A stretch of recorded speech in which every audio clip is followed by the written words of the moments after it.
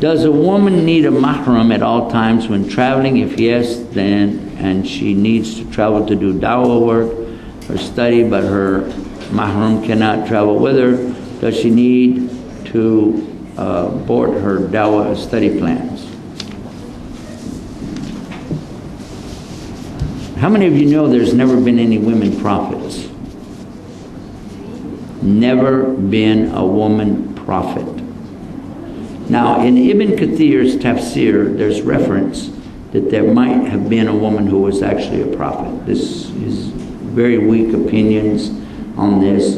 Ordinarily, you don't even go into it, but I'm just mentioning it to you. But the majority of the scholars are going to say that no, there's never been a woman prophet, no woman messenger of Allah. Whether or not that's so isn't really important. What's important to know is that we have an order from our Prophet ﷺ that when a woman is gone out a certain time period, it's not by distance, it's by time, she has to have mahram with her. Mahram is a male, and two women don't equal a man. Okay, just in case you're going to try to use the ayah in Baqarah that when you have witnesses, it's ayah number 282, that you have witnesses to a contract, you have to have two men or a man and two women, one would remind the other.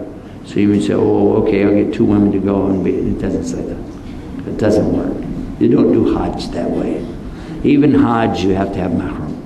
And Hajj is an obligation. So dawah is not an obligation on women to go out and do this. The obligation for the woman is, first of all, to know Islam for herself, her children, her family, and then any other women that she encounters and so on. But women getting on the horse and riding down the road hollering, get to Islam or you're going to hell, no, we don't really have that.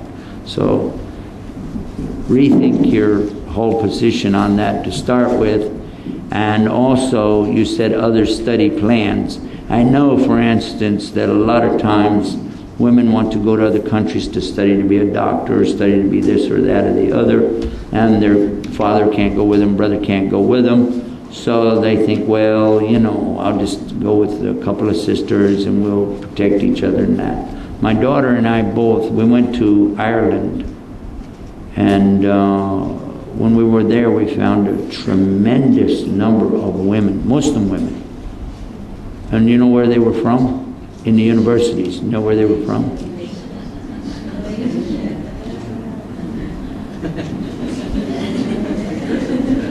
They were the best, and they were the organizers, and they did a lot of work, no doubt about it. But it doesn't make it right. It doesn't make it right. And like if you said, well, I'm going to give you a question and let you think about this. Is it okay to borrow money to go for Hajj? Is it?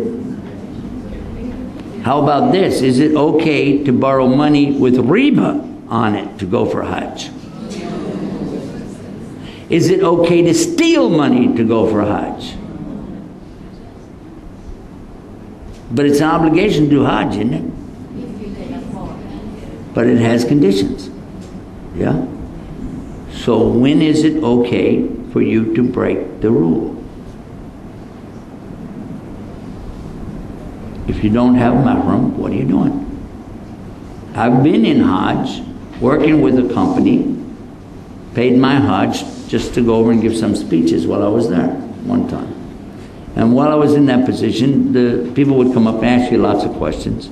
And one time some ladies came up to me and they said, we want to know how come the men are so selfish. And I said, what do you mean? They said the other men, they're talking about the other people who came from Hajj, the Hujjaj, not us who are working there. They said they were helping us with Hajj and they're helping their own wives and that.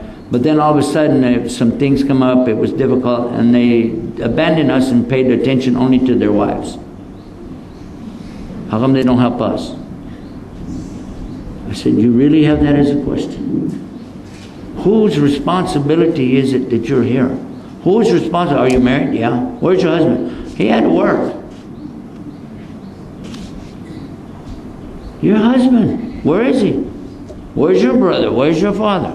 Well, they're busy.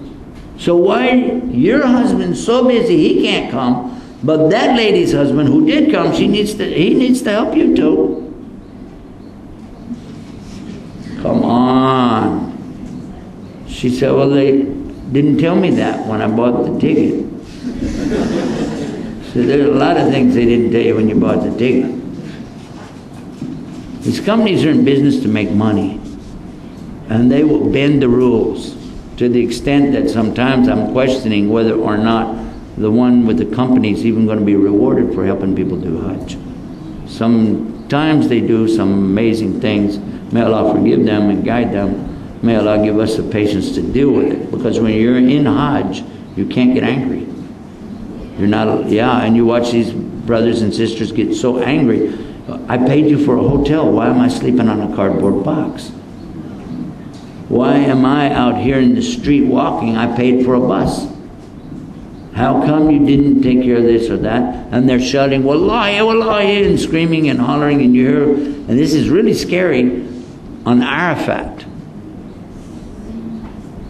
A guy with his hands in the air, tears running down his face. This was his big chance to make dua for whatever, Instead he's saying, La'natullah! He's putting a curse on the one that brought them over there. So, but that's off our subject. What I'm saying though, don't break the rules. You might get away with it in this life, but what do you think is going to happen? Either you're going to pay for it here or in the next life. You will never get away with it.